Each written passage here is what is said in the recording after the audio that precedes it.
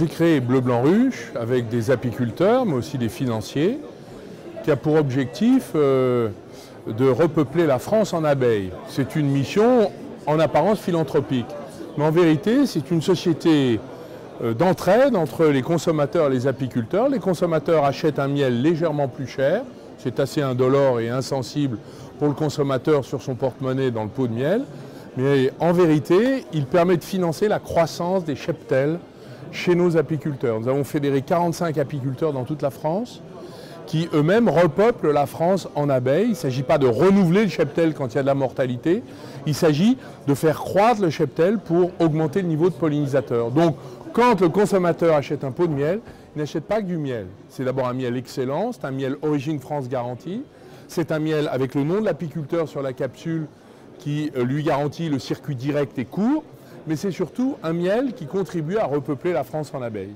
Et nos apiculteurs, l'année dernière, ils sont 45, ont vu leur prix, grâce à nous, augmenter de 5 à 18%. C'est le prix auquel on a acheté au-dessus du marché.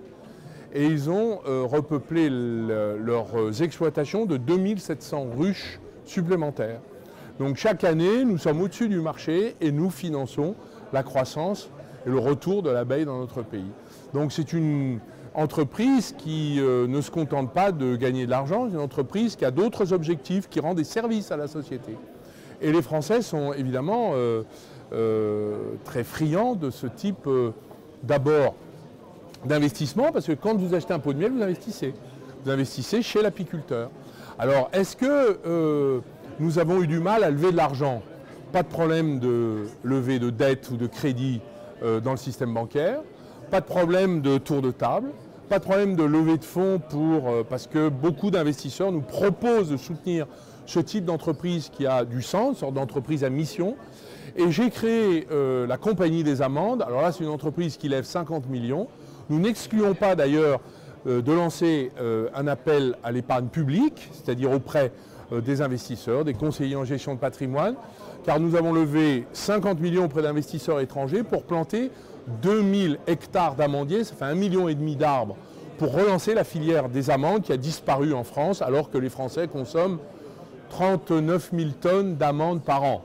L'Union européenne consomme 3 milliards d'amandes par an, mais il n'y a plus d'amandes françaises, parce que ce sont des arbres qui ont disparu, alors qu'en 1948, il y avait presque 12 000 hectares d'amandiers en Provence. Vous voyez que c'est une sorte de renaissance. Et ce type d'entreprise suscite beaucoup d'intérêt de la part d'investisseurs étrangers. Des Japonais, des Singapouriens, évidemment les Américains, les Chinois sont très intéressés. Nous préférons les écarter car nous préférons avoir des investisseurs amicaux, bienveillants, qui ne cherchent pas à prendre le contrôle, mais qui au contraire cherchent à accompagner la croissance de l'entreprise. Donc je crois qu'il est intéressant que les Français s'intéressent à leur PME locale et viennent soutenir l'investissement qui est créateur d'emplois, créateur de richesses, développeur du territoire et qui permet à l'agriculture, qui est sinistrée en France comme l'est l'industrie, de retrouver des couleurs.